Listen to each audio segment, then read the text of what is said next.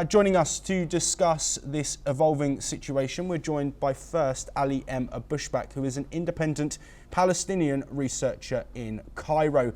Ali, thank you very much for being here. Is there renewed optimism in Gaza amongst Palestinians now that a different plan has been put on the table, one which might not necessarily mean that all the people living in Gaza need to vacate? Well, thank you. The thing is, it's more complicated on the ground. Palestinians are not optimistic about what will happen for their future, especially we are in the age of a fragile ceasefire. So either they are going to resume to the war or no. But the things also, they are optimistic about the Arab Summit, which giving them a good outline, outcome. So it's more acceptable and applicable plan that Masr proposed, and I guess all the Arab nation accepted this plan.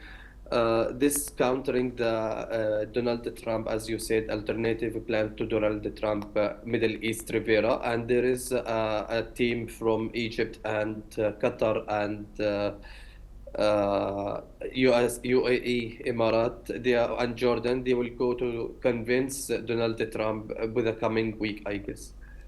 Ali, so the things. Oh, sorry. Carry on. So the atmosphere is about the Arab Summit result. The atmosphere is optimist, and we hope they will could be able to apply it. Especially there is no exist to Hamas in the plan. Hamas will be dismantling, and that there is a temporary Palestinian committee will control Gaza as a temporary for a transfer period. So Hamas will not be as a body to running Gaza, and that's what Benjamin Netanyahu he want at least, what he would like. Let's head now to our other guest, Yeshaya Rosenman, who's the project director at India-Israel Maitri Project, who is joining us from Israel. Yeshaya, thank you very much for being here. Ali there spoke about the disbanding of Hamas. Is that something that Israel thinks is realistic? Hi, good afternoon. Yes, so Israel not only thinks it's realistic, I think there is a genuine, I think there's a general consensus here in Israel among all parties, except for, I'd say, maybe most radical fringes, that yes, it is not only realistic, that it should be done. I think the Arab proposal is impossible, or it's wrong on multiple fronts. On one hand, it won't work. The Gaza Strip, saying that it will, even if someone will invest $53 billion, again, most times in these kind of conferences, the money is promised and only a very small amount of it actually arrives. But even if $53 billion were to be invested, the Gaza Strip will not be rebuilt in 5 years or in 10 years. I don't think it will ever be fully rebuilt. It is largely destroyed. And so first of all, it will not work. And also bringing in the Palestinian Authority, which is a body with the same level of corruption as Afghanistan or Somalia, they are not going to change. They will never provide good governance. They are a useless body, and Abu Mazen will not live forever, and nobody knows what will come after him. So the proposal, first of all, will not work. Second of all, it will not have the right outcome. The Arab states that were at this conference have varying interests. On one hand, there are countries who are forward-looking, like UAE and Saudi Arabia and other various factions elsewhere in the Gulf, who want to to put an end to the Palestinian radicalism led by Hamas, the fact that they can flare up the region and basically global world opinion whenever they want and destabilize the region. They want to put an end to this. That is one faction. The other faction, there are countries such as Jordan who are simply looking out for their own survival, because if the Palestinians will be relocated, it is a threat to the stability of the Hashemite Kingdom of Jordan. Then there are factions led by Qatar, the most wealthy country in the region, Egypt, the most populous country in the region, who have an interest in preserving war with Israel. That is their interest, and therefore they want the Palestinian radicalism, led by the Hamas radicalism and violence, to continue. And they don't care if the Palestinian population suffers. To them, it's just a collateral damage. So I think the outcome of, that these countries have agreed upon is misguided. I think Hamas must be removed. It is the best solution for the region, for global peace, for the Palestinians themselves. The main question remains where they can be relocated to, and that is a question that remains to be seen. Yes, Yeshaya, I'd like to stay with you. Of course, there, as you've mentioned, will be sort of ulterior motives to these Arab nations who are agreeing on this plan. But what's any different from the plan that Donald Trump has proposed? Of course, he has his own vested interest. We've seen his social media video, which shows a golden statue. That probably won't happen if his plan comes through. But there clearly is an agenda from him, and that's one that that Israel supports. So in this instance, why is the Israeli-backed US plan better than the one that the Arab nations have come up with? Yes, so as to Trump sipping alcoholic beverage on the beach next to a Trump Hotel Gaza, again, I think this is a fantasy. I think it's clearly it won't happen. But I don't know what Riviera on Gaza means. I think it's, again, largely a fantasy. But if I were to concentrate on one component, the component of removing a large amount of the population of Gaza, basically whoever wants to leave, and again, there is, I think, a consensus that many Gazans, a large percentage of the population, would want to leave on their own volition if they were given a place to go to. If we concentrate on that component, I think it is correct. It is the right solution. It is putting an end, getting people out of the clutches of the totalitarian regime of Hamas that makes their life miserable and believes in a perpetual war against Israel. It will give whoever wants the opportunity, genuinely wants the opportunity, a chance to rebuild his life as a productive citizen somewhere else. It will not be easy, but I think that is the best solution to get them out of the dead-end situation they're in now. The Arab proposal, the Arab League, not Arab League, the Arab, whatever the conference proposal, simply keeps them in Gaza, in ruin, among rubble and unexploded bombs, and under a totalitarian regime. I don't see how that helps anyone other than those who want war. Ali, I'd like to come to you, given your area of research and your expertise. Yeshaya there mentioned that many Palestinians want to leave, but this option put on the table by the Arab nations means that they wouldn't have to. Do you think the majority of Gazans do want to leave? Do you think any Gazans want to leave if they don't have to?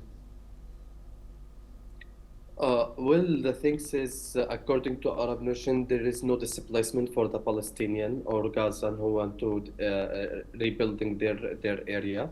They will create some security area, and they will rebuild some other area. So the thing is, on the ground, I guess most of the Palestinian from Gaza, they rejected the notion or the idea to leave Gaza. Since the 15 months of displacement and suffering away from their home, and they were suffering from the war. So they have a practical, I mean, they went through tough time when they displaced from northern Gaza to southern Gaza. So then the idea, I guess, it's not acceptable. Most of the people, they prefer to sit in tent, and we have seen that during the harsh cold in Gaza during the wars. They steadfast in their tent, and they are shelterless, and they prefer to die on their land rather to leave to other area. But the thing is also on the ground, Israel, what is doing, Israel is nowadays, after the cut off the humanitarian aid, make the life more miserable in Gaza. As I said, I mentioned last interview that the prices of the prices of the groceries is increased 10 times. Things is more tough, and it's a miserable. It's really make it the things is incredibly to believe how to stay, and the people from Gaza, especially the children who are suffering during this holy month, and during this also time period. Yeshaya, coming to you, we are of course talking about a future for Gaza, but we are in a situation where there is a ceasefire impasse, and it seems that negotiations need to move forward before any of these discussions can come into play. Looking at those next steps, where do you think we currently are, and how do you think we get past this impasse so these discussions that are being had by conglomerates of nations can be more feasible and be more realistic? I can only speculate on what goes on in closed doors in the White House or in Qatar or in Cairo, but I have a clearer picture of what the Israeli leadership is saying to, I would say, the mainstream. And again, Netanyahu has his small war cabinet of confidence, etc. But the way it appears in Israel is that it's a zero-sum game. Either Hamas remains in power, and in which the Palestinians have no future, and we just set a time clock for the next round of war, or Hamas is removed from power, and then it's a question of rebuilding, relocating the Gazans, etc. So, as is, I think, unpleasant as it is to say this, I think war is inevitable. I think Hamas war will eventually, sooner or later, break out in order to topple the Hamas regime, and then it remains to see what happens after that. Ali, to come to you to finish this discussion, can you explain to us and the audience how devastating a return to war would be? You've mentioned already how the situation is on the ground, prices rising, aid no longer arriving into the Gaza Strip. So what would a return to conflict mean for the people that have already gone through so much in Gaza? Well, it's a miserable idea that return to the war, and which no one would accept it at all. Especially that, as I mentioned, that 15 months of suffering, a lot of lose, a lot of people who lost their beloved, their home, their everything. They lost even their dignity during the displacement. Although the social cohesion, it's not like before the war. The thing is, the idea, it's very terrible for Palestinians to return to the war, and I guess no one will support Hamas in this stage. Especially they will not be patient more than this. People now without shelter, with people now homeless, most of the people from northern Gaza. Even there is 100 of Palestinians, they didn't return from southern part to northern part due to the huge destruction on the ground.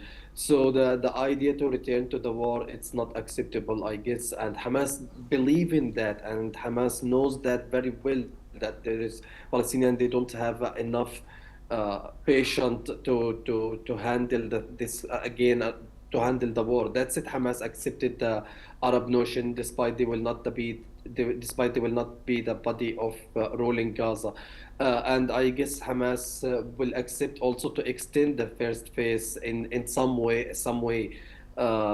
Because they knows that there is no one has a patient, there is no one has an ability to continue this destruction and this let me say it, genocide war, because Israel killed more than 48,000 Palestinians, and most of them, they were civilians. So there is a huge loss in Palestinian community. That's it. I guess no one will accept to go back to the war.